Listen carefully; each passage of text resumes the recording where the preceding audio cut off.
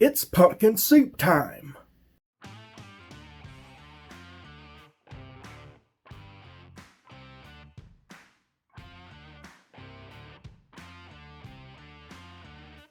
Welcome to the Four Seasons. I'm your host, Ken Johnson. Today, we're going to be talking about pumpkins. So, in early American culture, and I'm talking about culture before the colonists came, or as my people call them, the Unega, pumpkins were a part of your daily life. They were one of the three plants that you grew in order to live. So in my language, Iya is pumpkin, Tuya is beans, and Selu is corn. So beans, corn, and pumpkin or squash would be what you ate on a daily basis just to live. And that was the staples of life in America for thousands of years. And every tribe had their own varieties of pumpkins and corn and beans. And you would have differences even within the tribes based off of cities, based off of family groups, what we call clans, things of that nature. And so there was a lot of variety and diversity when the Unega or the Europeans came to what would become known as America. Even then, pumpkins were very important. If you go and you read the historical accounts, like of the Pilgrims and the early settlers, if it wasn't for pumpkin, they would be dead. Sometimes that's all they had to eat. And so it was a big thing. Over time, there was a dumbing down of the genetics of the pumpkin. And so people, they no longer got the same flavors that you used to get back then. And you can tell now most of the pumpkins that are bred and sold in the market, they're not for eating. They're for decoration. They're for you to do something like maybe a jack-o'-lantern at Halloween, or for you to put out as a decoration for your Thanksgiving, decorations. They're really not for eating. And you're seeing a lot less pumpkin-flavored things. Really and truly, if you look at the pumpkin spice craze, it is the spice, not the pumpkin. So a lot of these things don't even have pumpkin flavor anymore. It's just the cooking spices typically associated with pumpkins. And we're moving more and more away from pumpkins. And that's a shame, because it is so a part of the American DNA that it is who we are. And for us to lose it, it's a shame, at least from a cultural standpoint. So what I've done is I've decided I would just get some pumpkins like you can find at a store. Not the best type. Trust me, there's a lot better type. But I used a pumpkin pie pumpkin, which is not a good pumpkin, by the way. But I used that because it's easy to get, it's cheap, and everybody can get one. I used a few ingredients, but like asafoetida and some weird stuff that you don't have to use. It's all optional. I'll have the recipe below in the description. But I wanted to show how to elevate the pumpkin into a very noble soup that you could serve at any Thanksgiving get-together. Be proud of it. And have people kind of look and be almost inspired or in awe, because most people don't even know how to cook a pumpkin. And so this would be a great way to kind of bring a little bit of reverence back to this neglected vegetable. So with that, Stay tuned and watch as we do my pumpkin soup. Okay, so we have got 6 beautiful pie pumpkins. Now, pie pumpkins are not a type so much as they are a variety. So all pumpkins can be made into pies. They have varying levels of flavor. These are just some that are developed for pies, but the actual canned pumpkin that you get is very long and it's normally white. There's some that are long and orange, but they don't even look like a regular pumpkin as we know them. And so that's the canned pumpkins. What I'm going to do is 2 of these smaller ones here. They were on sale for 91 cents at the grocery store. And I'm going to go ahead and I'm going to hull some of these out and make them into bowls. And then the rest I'll peel and cut up. Okay, so these things right here are extremely difficult to cut into. I've done 2 of these. I've cut through them. That took forever, scooped out the seeds. The rest of these, I'm going to poke a knife hole in the top of them. Then I'm going to put them in the microwave. I'm going to start off with 20 minutes, and then based off of how tender these are, I may go in increments of 5 to 10 minutes a piece until I get done. I'll tell you the final time when I'm done with it, but this just makes it a lot easier to cut these, deseed them, peel them, cube them, all that, because these things, they have a skin almost like cutting through concrete. Okay, so 20 minutes was ideal. You can see how thick the skin is. And what I did is I just poked a hole in the top with a knife and cooked it for 20 minutes. 20 minutes tends to be the ideal time for most squashes and pumpkins. So now it's starting to pull away. I'll let this kind of cool down a little bit, and then I'll peel this outer bark off, and then I'll cube it all up and I'll show you the next step.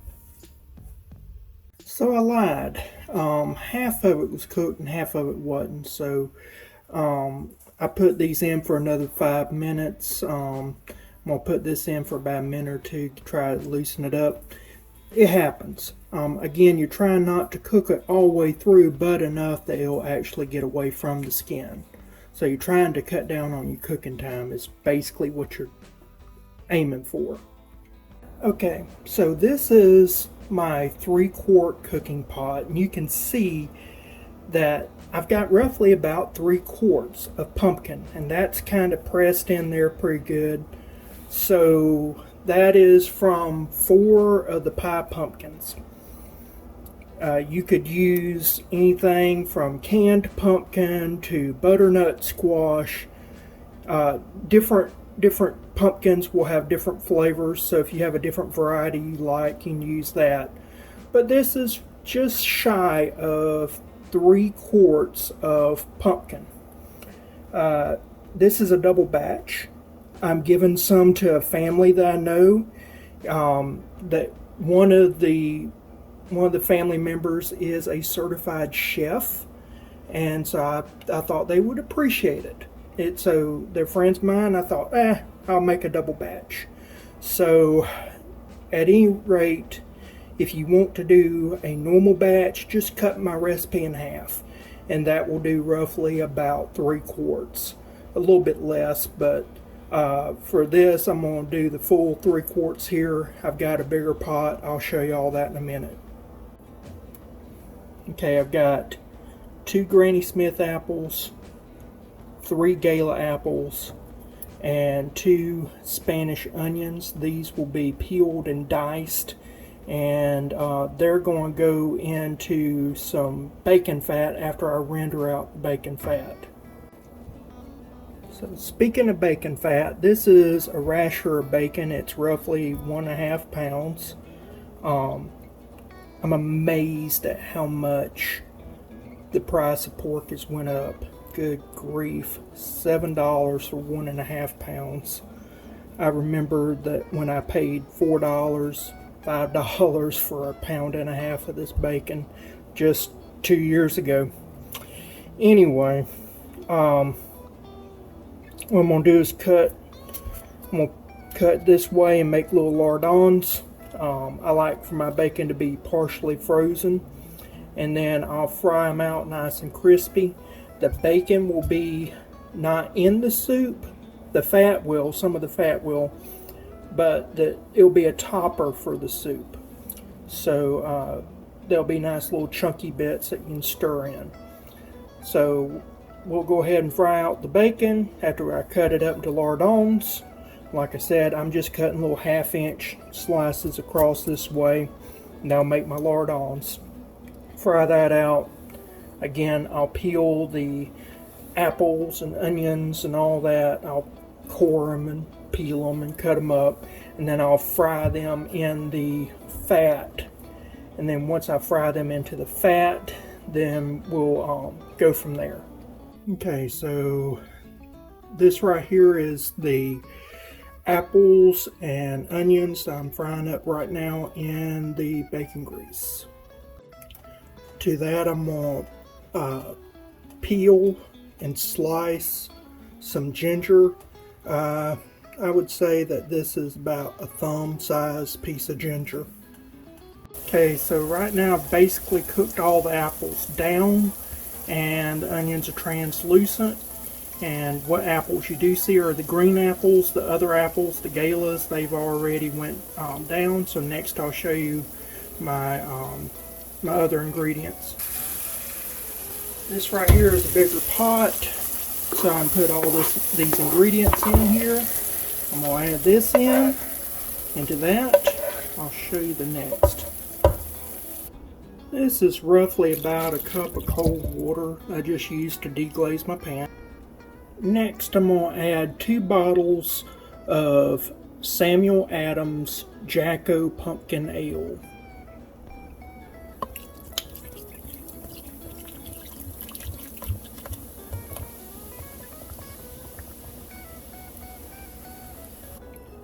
Next, I'm going to add a tablespoon of fish sauce. The fish sauce won't be really detectable, but it does give some salt, and it gives a little bit of background notes for some unctuousness. Now it's time to add some seasoning salt.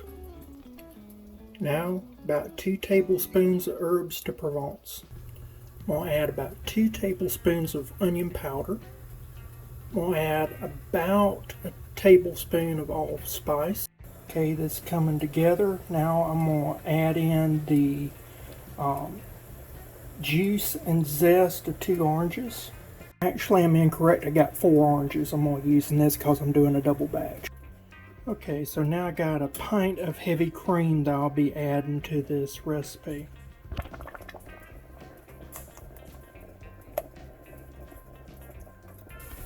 Now it's time to jizz it up with a immersion blender.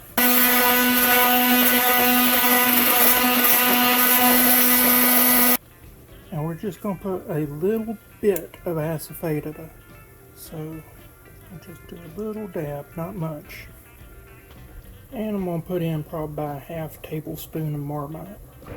I'm going to add in about a tablespoon of sesame oil. Now I'm going to do about a 1/2 tablespoon of nutmeg, a tablespoon of sage, and 1 tablespoon of chicken broth bouillon powder. Okay, so I've got a pomegranate. What I'm going to do is cut right here along the equator, take a wooden spoon, spank it, and the seeds will pop out. There's the pomegranate seeds. Now, someone said that they're aphrodisiac, but I think it's really how you get the seeds out that might be the turn on. Okay, so what I've done is I've went ahead and put the soup in the pumpkin that's already roasted. Now we're going to put a few of these pumpkin seeds. Okay, now to the soup with the pumpkin seeds. We're going to add in a healthy amount of bacon, like that. And then we're going to add in our pomegranate seeds like that. And there you go. This meal is perfect for any type of Thanksgiving or Christmas meal. I like it in the little pumpkins. You don't have to do that. It's just a great way to feed a lot of people. Bring it to a party. It's really cool. Tastes awesome. I think you'll like it. Thank you for watching. I'll see you again next time.